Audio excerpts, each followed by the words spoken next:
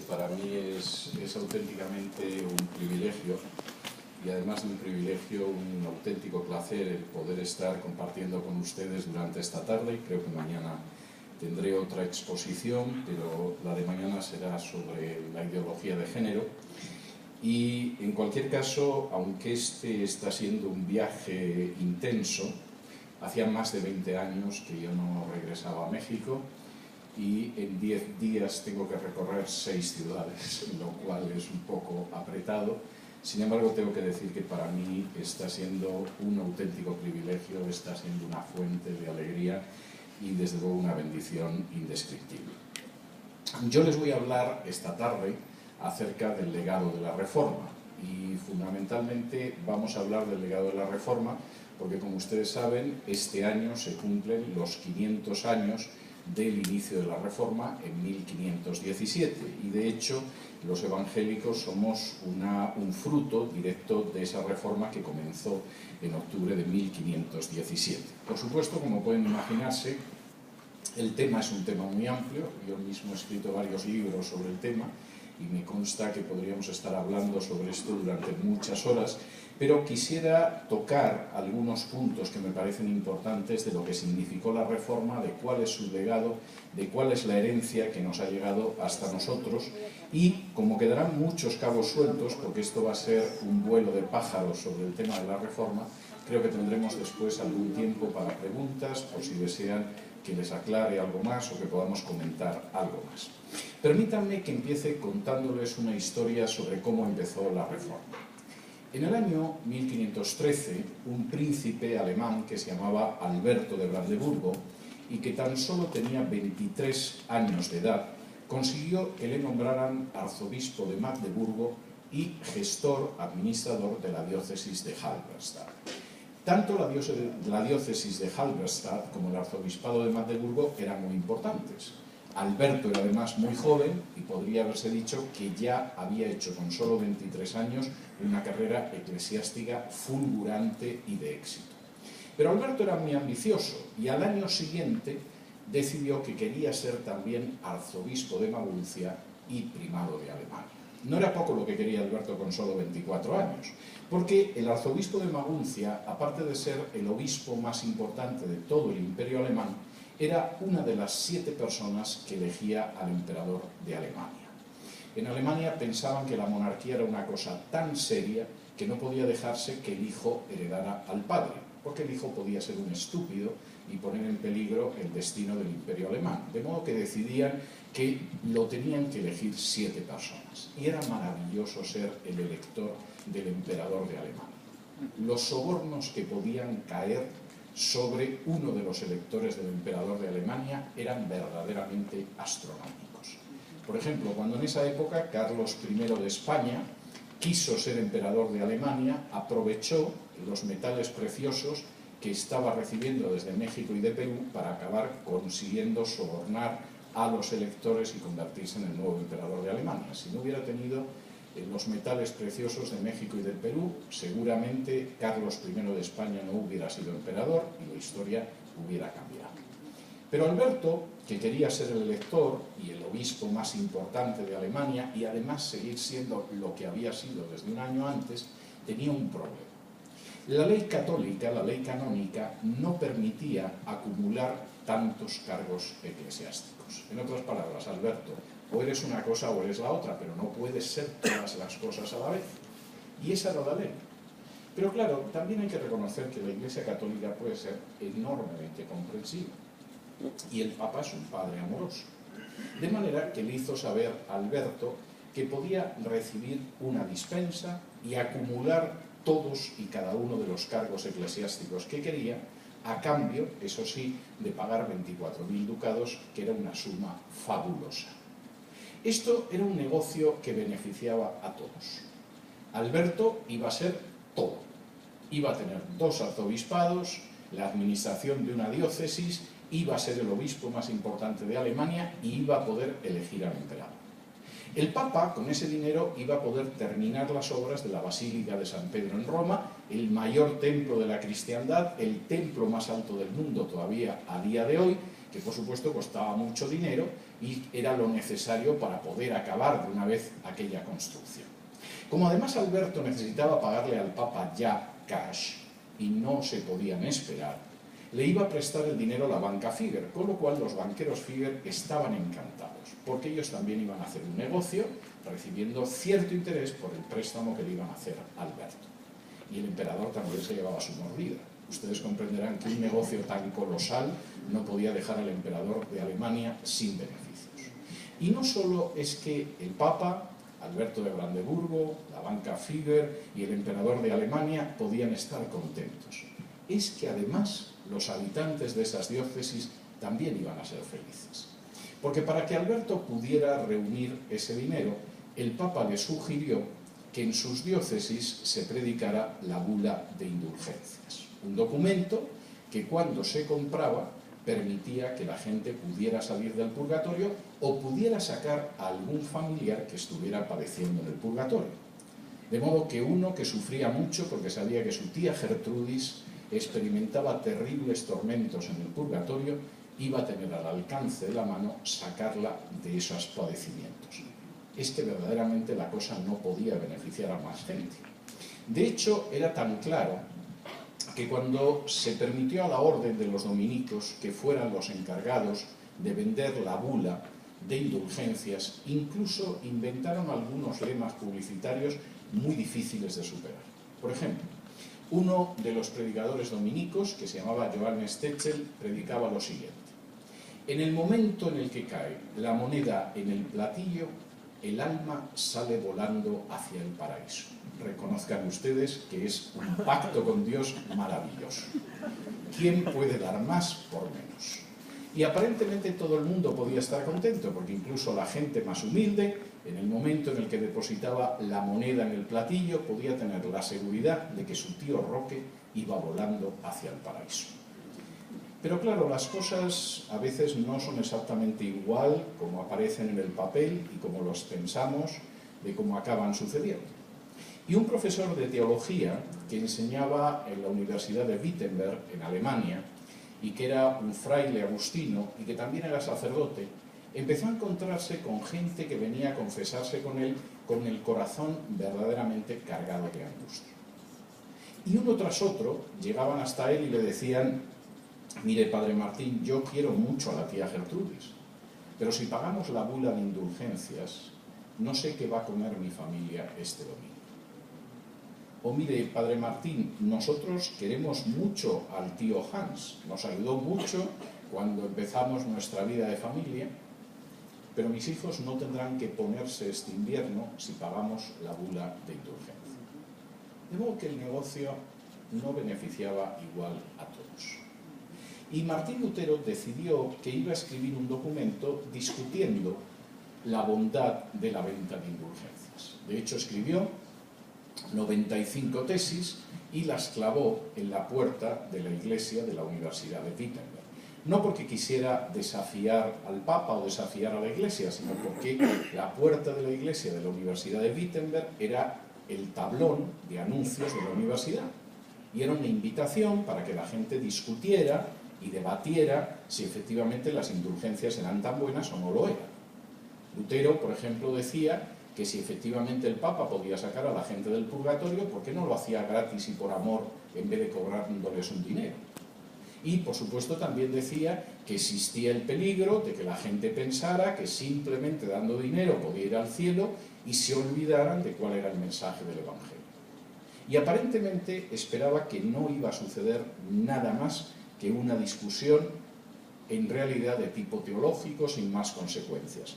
Pero realmente no fue así como lo vieron las autoridades eclesiásticas. Prácticamente desde el principio llegaron a la conclusión de que Lutero sostenía posiciones heréticas. Por ejemplo, Lutero pretendía que el Espíritu Santo no se complacía cuando se daba muerte a los herejes. Lógicamente, Lutero tenía que ser un hereje, porque todo el mundo sabe que al Espíritu Santo le encanta que arrojen a los herejes a la hoguera. Y antes de que se diera cuenta, Lutero había tenido encima una bula de excomunión que suponía que en cualquier momento podía ser detenido y arrojado a las llamas. Pero no sucedieron así las cosas. Por el contrario, en toda Europa y de manera independiente se fue extendiendo la llama de la Reforma. La idea de que efectivamente aquella situación era escandalosa, había que acabar con ella y había que volver a la pureza del cristianismo que aparece en la Biblia.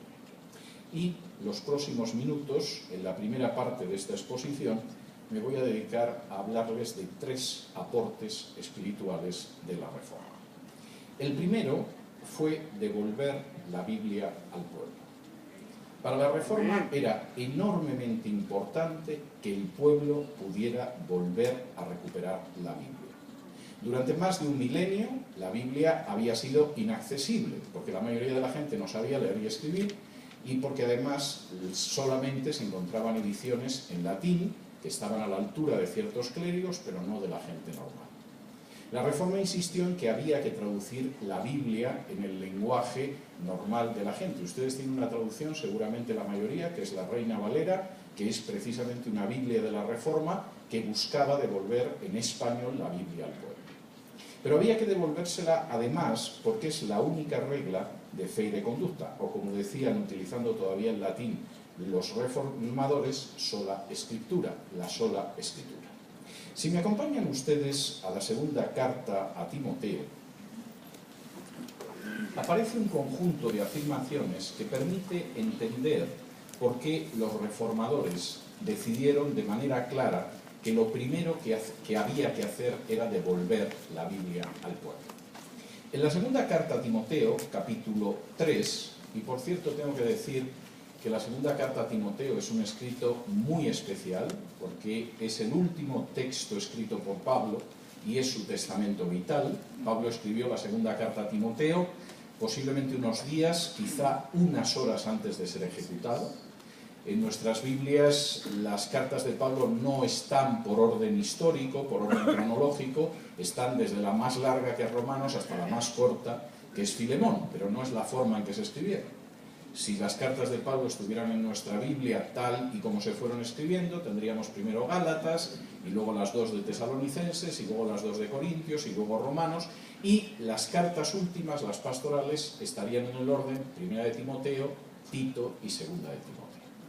Pablo sabe que le queda muy poco de vida y escribe a Timoteo, y no le escribe de cuestiones teológicas, sino sobre todo de cuestiones de conducta práctica. Y fíjense lo que le dice en el capítulo 3 y versículos del 12 en adelante, lo que empieza diciendo: y también todos los que quieran vivir piadosamente en Cristo Jesús padecerán persecución. Timoteo, ten en cuenta esto. Los que quieran vivir piadosamente en Cristo Jesús, todos padecerán persecución. No el 50%, no los que no tienen fe, no la mayoría, no la minoría, todos. A veces la persecución puede ser por el hecho de que eres un estudiante y el resto te mira como diciendo cómo se puede ser estudiante y cristiano. A veces la persecución es en la familia. Una persona se convirtió y el resto de la familia decide que mejor no quieren tener nada que ver con esa persona. A veces es en el trabajo, porque de pronto los compañeros no comprenden cómo tienes que ser el único trabajador en esa compañía que se niega a mentir. A veces la situación es todavía más grave y significa la cárcel e incluso la muerte. Pero la afirmación de Pablo es clara. Todos los que quieran vivir piadosamente en Cristo Jesús padecerán persecución. Segundo, versículo 13. Mas los malos hombres y los engañadores irán de mal en peor, engañando y siendo engañados.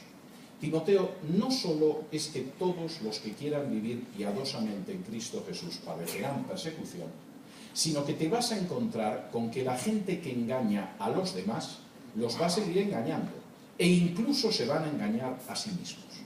Es muy posible que llegue un momento en que se crean sus propias mentiras.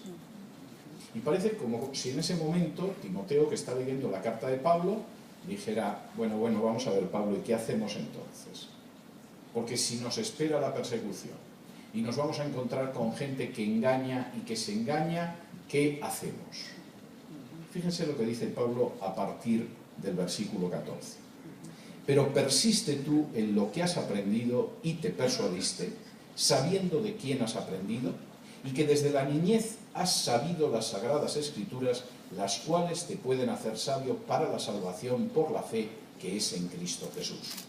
Toda la Escritura es inspirada por Dios y útil para enseñar, para redarguir, para corregir, para instruir en justicia, a fin de que el hombre de Dios sea perfecto, enteramente preparado para toda buena obra. Timoteo, la vida del cristiano está llena de bendiciones, pero no es un camino de rosas. Y todos los que quieran vivir piadosamente en Cristo Jesús padecerán persecución, y vas a encontrarte a gente que engaña y que se engaña, que miente y que se mienten a sí mismos. Y lo único que puedes hacer en medio de esa situación es aferrarte a las Escrituras. ¿Por qué? Pues mira, de entrada porque las Escrituras están inspiradas por Dios. No es el libro literario de una persona inteligente, intelectualmente atractiva o es un gran pensador. Es algo inspirado por Dios. Y eso significa, primero, que las Escrituras son lo único que te puede hacer sabio para la salvación que es por la fe en Cristo Jesús. Y segundo, es lo único que te puede enseñar cómo vivir en esta vida con un verdadero propósito delante de Dios. Timoteo, si quieres que alguien conozca cómo es la salvación por la fe en Cristo, el camino es las Escrituras. Si quieres vivir de acuerdo a la voluntad de Dios, el camino es las Escrituras. Devolver las Escrituras al pueblo. No solamente la Reforma tenía muy claro que esto tenía que ser así, es que además la Reforma recuperó otro principio que está contenido en la Biblia, que señala cuál es la regla que nos permite saber si algo es verdadero o algo es falso. Si me acompañan al libro de los Hechos, capítulo 17, al inicio del capítulo 17 se relata cómo Pablo y Silas pasan por la ciudad de Tesalónica, cómo tienen que huir de Tesalónica, porque los judíos de Tesalónica pretenden incluso quitarles la vida, y Lucas continúa así con el relato a partir del versículo 10. Inmediatamente los hermanos enviaron de noche a Pablo y a Silas hasta Berea. Y ellos, habiendo llegado, entraron en la sinagoga de los judíos. Y estos eran más nobles que los que estaban en Tesalónica, pues recibieron la palabra con toda solicitud, escudriñando cada día las Escrituras para ver si estas cosas eran así. Así que creyeron muchos de ellos, mujeres griegas de distinción y no pocos hombres. Es curioso lo que dice Lucas. Pablo y Silas llegan a Berea, van a la sinagoga y empiezan a predicar. Y Lucas dice que la gente de Berea era más noble que la de Tesalónica. ¿Por qué? Porque vieron entrar a Pablo por la puerta de la sinagoga y dijeron, ahí viene un apóstol, seguro que lo que dice es cierto. No. Porque escucharon a Pablo y dijeron, bueno, con la autoridad que habla Pablo, lo que dice tiene que ser verdad. No. Eran más nobles porque escuchaban a Pablo y comparaban lo que decía Pablo con las Escrituras para ver si era así. Lo que al final tenemos que aceptar es aquello que cuando lo comparamos con las Escrituras, cuando lo contrastamos con las Escrituras, es lo que dicen las Escrituras. No es que Pablo dijera que era apóstol, cualquiera puede decir que es apóstol, yo puedo decirlo y no lo soy. Cualquiera puede decir que tiene autoridad, aunque no la tenga. Pero aquella gente era más noble, porque sabía que el principio de nobleza era comparar lo que escuchaban con las Escrituras. Y cuando ellos oyeron a Pablo y vieron lo que decía la Biblia, dijeron, es cierto, y muchos creyeron. Devolved la Biblia al pueblo. Porque la verdad no es lo que dice una autoridad eclesial, o es el fruto de la tradición durante toda la Edad Media, como pretendía la Iglesia Católica. La verdad es aquello que se corresponde con lo que enseñan las Escrituras. Devolver la Biblia al pueblo. Y el primer aporte del legado espiritual de la Reforma fue devolver la Biblia al pueblo. ¿Cuál fue el segundo? Devolver el Evangelio al pueblo. En aquella época la idea es que efectivamente cuando suena el platillo, la moneda en el platillo, el alma sale volando hacia el paraíso. Mucha gente piensa cosas parecidas hoy en día. Considera que determinadas peregrinaciones, ceremonias, sacramentos, ritos, abren a la persona la puerta del cielo. En cierta medida hay personas que tienen una idea de la salvación que se parece mucho a las ofertas de los supermercados. Igual que hay supermercados que te dan puntos y cuando acumulas los puntos te dan un paquete de leche, por ejemplo, hay gente que piensa que cuando acumulas puntos tienes el ticket para el cielo. Pero la Reforma empezó a clamar: devolved el Evangelio al pueblo. Si me acompañan ustedes al libro de Romanos, no me sorprende que Lutero se convirtiera leyendo Romanos, porque hace 40 años yo me convertí leyendo Romanos, y no es algo muy original, le ha pasado a mucha gente. Pero vamos a ver lo que es ese mensaje del Evangelio en Romanos. La idea de la Reforma es: devolved la Biblia, devolved el mensaje de salvación. En Romanos, capítulo 3, Pablo llega a la conclusión de su exposición del mensaje de salvación. En el capítulo 1, Pablo ha sentado a los paganos en el banquillo. Ha empezado a decir cómo son los gentiles, cómo son los paganos, cómo sus pecados los convierten en culpables delante de Dios y muestran que son injustos, y uno casi puede escuchar los aplausos de los judíos que dicen: bien, Pablo, bien, bien. Es verdad, los paganos son así. El problema es que en el capítulo 2, Pablo sienta en el banquillo a los judíos y dice: no nos engañemos, tenéis la ley de Moisés, pero no es cuestión de tener la ley de Moisés, ni de escucharla en la sinagoga los sábados, es que quebrantáis la ley de Moisés. Los gentiles ni siquiera tienen la ley de Moisés, pero vosotros la tenéis y la quebrantáis. Y Pablo llega a una tremenda conclusión en el capítulo 3 y versículo 9. Dice así: ¿qué pues? ¿Somos nosotros mejores que ellos? ¿Somos los judíos mejores que los gentiles? Y uno espera que los judíos dijeran: por supuesto, Pablo, qué pregunta más tonta. Pero Pablo dice: en ninguna manera, pues ya hemos acusado a judíos y a gentiles que todos están bajo pecado. Como está escrito, no hay justo ni aun uno. Todos somos pecadores, judíos o gentiles, ninguno de nosotros somos justos ante Dios. Y alguno diría: bueno, Pablo, es verdad, todos somos pecadores, es verdad que todos nosotros en un momento o en otro tenemos que reconocer que no somos justos ante Dios, pero para eso está la ley. Hacemos obras que nos permiten ganar puntos e ir al cielo.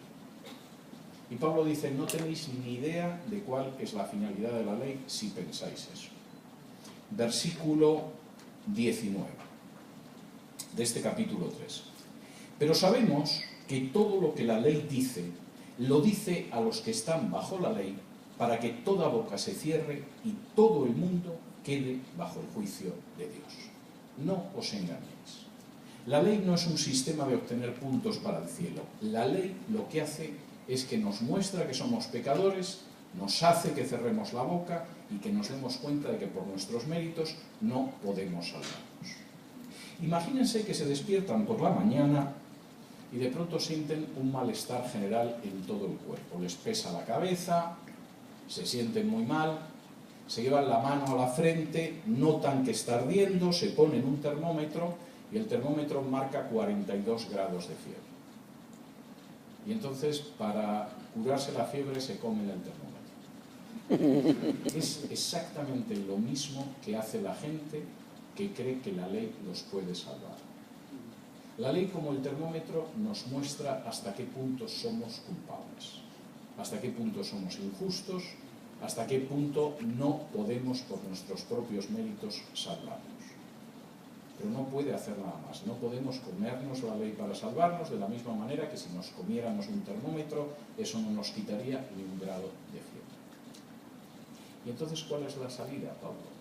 Porque si todos somos pecadores, da lo mismo que seamos judíos o no, si todos somos injustos delante de Dios, si además la ley nos muestra más claramente hasta qué punto somos pecadores injustos, ¿qué hacemos? Y dice Pablo, versículo 20. Ya que por las obras de la ley ningún ser humano será justificado delante de él, porque por medio de la ley es el conocimiento del pecado. Pero ahora, aparte de la ley, se ha manifestado la justicia de Dios testificada por la ley y por los profetas. La justicia de Dios por medio de la fe en Jesucristo para todos los que creen en Él, porque no hay diferencia, por cuanto todos pecaron y están destituidos de la gloria de Dios, siendo justificados gratuitamente por su gracia mediante la redención que es en Cristo Jesús, a quien Dios puso como propiciación por medio de la fe en su sangre, para manifestar su justicia a causa de haber pasado por alto en su paciencia los pecados pasados, con la mira de manifestar en este tiempo su justicia, a fin de que Él sea el justo y el que justifica al que es de la fe de Jesús. ¿Dónde pues está la jactancia? Queda excluida. ¿Por cuál ley? ¿Por la de las obras? No, sino por la ley de la fe. Concluimos, pues, que el hombre es justificado por fe sin las obras de la ley. Pablo lo dice muy claro, somos culpables, ninguno de nosotros es justo, la ley nos señala hasta qué punto somos más culpables quizá de lo que creemos y por nuestros medios no podemos salvarnos. Por muchas monedas que eches en el platillo, eso no va a garantizar que tu alma volará hacia el paraíso. Pero Dios ha puesto un camino de salvación. Envió a su Hijo Jesús, y su Hijo Jesús, como ofrenda perfecta propiciatoria, murió en la cruz pagando con su sangre nuestros pecados. Amén. Y aquel que recibe a través de la fe el sacrificio expiatorio de Cristo es justificado por Dios, no porque seamos justos, sino porque el justo murió por nosotros y podemos recibir su justicia a través de la fe. Devolved el Evangelio al pueblo. Devolved el mensaje de salvación al pueblo. Tercero, y es el tercer pilar de la Reforma y la tercera parte de su gran legado espiritual: devolved a Cristo al pueblo porque les habéis robado a Cristo. Hace apenas unos años, la Conferencia Episcopal Italiana, creo que si lo hubiera hecho la Conferencia Episcopal Mexicana o Española o Argentina, el resultado no hubiera sido muy distinto, realizó una encuesta entre los católicos italianos para conocer cómo era su práctica espiritual. Por ejemplo, preguntaba a los católicos italianos a quién dirigían más sus oraciones. Curiosamente, los católicos italianos no dirigían más sus oraciones a Dios Padre, ni a Cristo, ni siquiera a María. El 69% de los católicos italianos dirigían sus oraciones, en primer lugar, al Padre Pío, que es un santo italiano. Si vas a pedir algo sobrenatural, que sea un compatriota, que es más fiable, supongo que pensaría. El segundo personaje al que más se dirigían los católicos italianos, ya no un 69, pero sí un 35% de ellos, era San Antonio de Padua, otro compatriota italiano.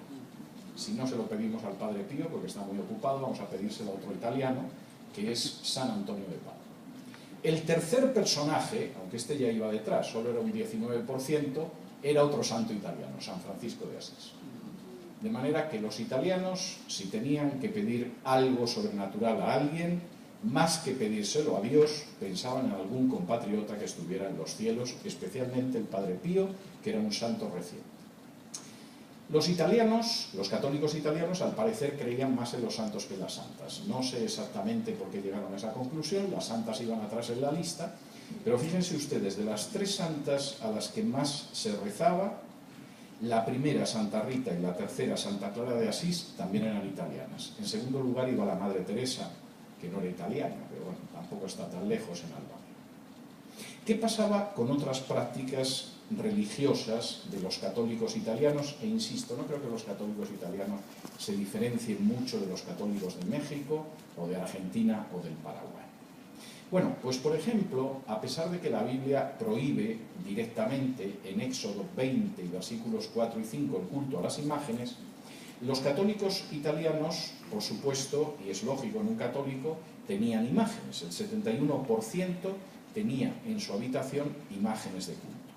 En cabeza de las preferencias iba el crucifijo con un 64%, después iban las imágenes de Jesús y María con un 55% y luego las imágenes de distintos santos con el 27%.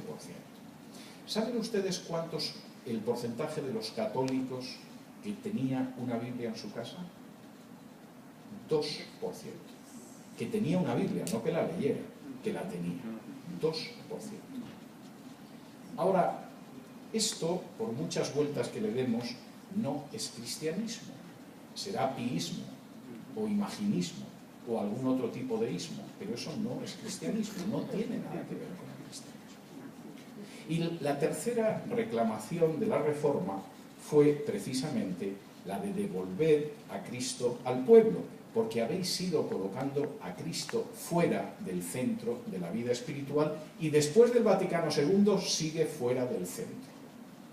Son otro tipo de prácticas y otro tipo de seres a los que se dirigen las oraciones. Por ejemplo, si ustedes le preguntaran ahora a cualquier católico de a pie, un familiar, un amigo, alguien que va por la calle, ¿quién es la cabeza de la Iglesia Católica? ¿Quién les diría que es? El Papa. Es curioso porque la Biblia no afirma que Pedro o los sucesores de Pedro sean la cabeza de la Iglesia. Si me acompañan ustedes al libro de los Efesios, a la carta a los Efesios, capítulo 5, Efesios 5, y vamos a leer desde el versículo 22, Pablo hace una afirmación bastante clara.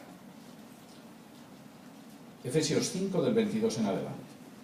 Las casadas estén sujetas a sus propios maridos como al Señor, porque el marido es cabeza de la mujer, así como Cristo es cabeza de la Iglesia, la cual es su cuerpo, y Él es su Salvador. O la Iglesia Católica es un monstruo de dos cabezas, Cristo y el Papa, o el Papa es un usurpador de la función de Cristo como cabeza de la Iglesia. Y por supuesto los reformadores entre la idea de que la Iglesia es un monstruo de dos cabezas, en la que un ser humano comparte con el Hijo de Dios el ser la cabeza de la Iglesia, o creer que el Papa era un usurpador, llegaron a la conclusión de que lo más lógico era creer que estaba usurpando algo que era propio de Cristo. Si ustedes le preguntan a un católico de a pie, todavía hoy en día, después del Concilio Vaticano II, ¿quién cree que es la piedra sobre la que se levanta la Iglesia? ¿Quién les diría que es? Pedro y posteriormente los sucesores de Pedro, que son los obispos de Roma, es decir, los papas. Es curioso, porque Pedro no creía eso. Si me acompañan ustedes a la primera carta de Pedro, donde Pedro desarrolla toda una teología de la piedra sobre la que se basa la Iglesia, curiosamente no la identifica con él, ni con sus seguidores, ni con algún obispo que fuera a estar en Roma. Fíjense lo que dice Pedro en su primera carta, capítulo 2, y versículos del 1 en adelante. Dice así: desechando pues toda malicia, todo engaño, hipocresía, envidias y todas las detracciones, desead como niños recién nacidos la leche espiritual no adulterada, para que por ella crezcáis para salvación, si es que habéis gustado la benignidad del Señor. Acercándoos a Él, piedra viva, desechada ciertamente por los hombres, mas para Dios escogida y preciosa. Vosotros también, como piedra viva, sed edificados como casa espiritual y sacerdocio santo, para ofrecer sacrificios espirituales aceptables a Dios por medio de Jesucristo. Por lo cual, también contiene la Escritura: he aquí, pongo en Sión la principal piedra del ángulo, escogida, preciosa, y el que creyere en él no será avergonzado. Es una cita de Isaías, y Pedro no está hablando de que esa piedra de ángulo sobre la que se construye el edificio es él. La piedra es el Señor, pero no acaba ahí, continúa y dice: para vosotros, pues, los que creéis, él, Cristo, es precioso, pero para los que no creen, la piedra que los edificadores desecharon ha venido a ser la cabeza del ángulo. El Mesías, según la profecía del Salmo 118, es la piedra del ángulo sobre la que se construye, no yo, Pedro, no mis sucesores, el Mesías. Y lo dice la profecía del Salmo. No solo eso, versículo 8. Y piedra de tropiezo y roca que hace caer, porque tropiezan en la palabra siendo desobedientes, a lo cual fueron también destinados. Este texto todavía es mucho más poderoso. Pedro está citando de la profecía de Isaías, donde se dice que el mismo Jehová sería la piedra de tropiezo. Lo que Pedro está diciendo aquí es tremendo. En un momento determinado, como habían dicho las Escrituras, llegaría la piedra sobre la que se levantaría el edificio de la congregación de la Iglesia de Dios. las autoridades espirituales de Israel rechazarían a la piedra. Vosotros, los cristianos que creéis en ella, sabéis que es un motivo de bendición, pero las autoridades espirituales, los constructores, la rechazarían. Y cuando hicieran eso, precisamente no conseguirían su propósito, porque aunque ellos rechazarían a la piedra, que era el Mesías, sin embargo, sobre esa piedra, que es la cabeza del ángulo, Dios construiría su iglesia. Pero es que ahí hay algo todavía mayor. Esa piedra no era solo un artesano de Nazaret. Esa piedra no era solo un hombre de Galilea. Esa piedra era el propio Jehová encarnado, convertido también en piedra de tropiezo para los que no creen. Si efectivamente los sucesores de Pedro son la piedra sobre la que se levanta la iglesia, o hay dos piedras sobre las que se levanta la iglesia, o son unos usurpadores que pretenden cumplir un oficio que solo le corresponde a Jehová encarnado como el Hijo de Dios y el Mesías. Y por supuesto los reformadores tenían clara cuál era la respuesta. No solo eso. En el año 1302, el Papa Bonifacio VIII promulgó una encíclica que recibió el nombre Unam Sanctam. Es una encíclica en la que se define un dogma de fe que afirma lo siguiente. Por lo tanto, declaramos, proclamamos, definimos que es absolutamente necesario para la salvación que toda criatura humana esté sujeta al romano pontífice. Para obtener la salvación es indispensable, es un dogma de fe desde el año 1302 que cualquier criatura humana, la que sea, todas estén sujetas al romano pontífice. Es curioso porque Pedro tampoco creía eso.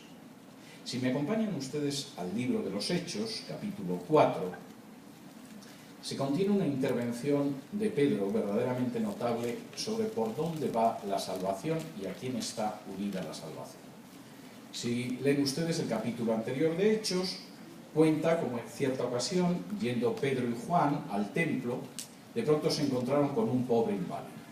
Y el inválido, que se ganaba la vida mendigando, le pidió dinero a Pedro. Y Pedro le dijo, yo no tengo oro ni plata, tal y como lo dice en griego, la idea es que no es que me haya dejado en casa la tarjeta de crédito y el dinero, sino es que de verdad no tengo oro ni plata, nunca. No te lo puedo dar porque no lo tengo. Ni siquiera puedo ir a mi casa a traerlo y dártelo. Pero en el nombre de Jesús sí te puedo dar otra cosa. Levántate y anda. Y aquel hombre se levantó y se armó un inmenso revuelo en Jerusalén, porque aquel pobre desgraciado que todo el mundo le conocía, porque era el pedigüeño que mendigaba para poder llevarse un pedazo de pan a la boca, ahora iba saltando por las calles de Jerusalén. Y seguramente había gente que se alegró, pero en el Sanedrín no les gustó nada. Esta gente sigue predicando. Y llevaron a Pedro y a Juan ante el Sanedrín para que rindieran cuentas. Y dice así en Hechos 4 y versículos del 5 en adelante. Aconteció al día siguiente que se reunieron en Jerusalén los gobernantes, los ancianos y los escribas, y el sumo sacerdote Anás y Caifás, Juan y Alejandro, y todos los que eran de la familia de los sumos sacerdotes. Y poniéndoles en medio les preguntaron, ¿con qué potestad o en qué nombre habéis hecho vosotros esto?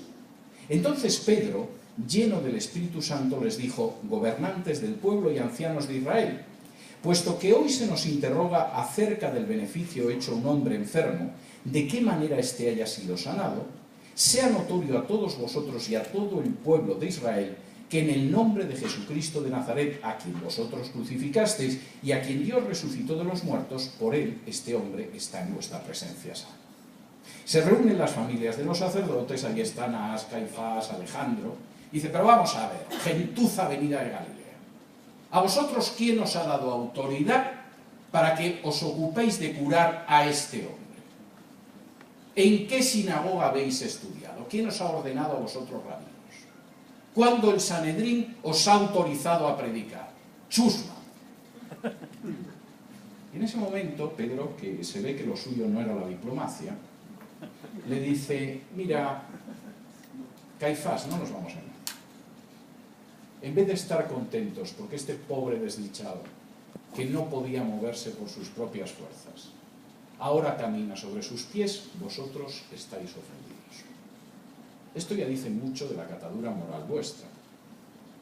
En vez de alegraros de que haya recaído una bendición así sobre un hombre, estáis molestos, estáis airados, estáis irritados.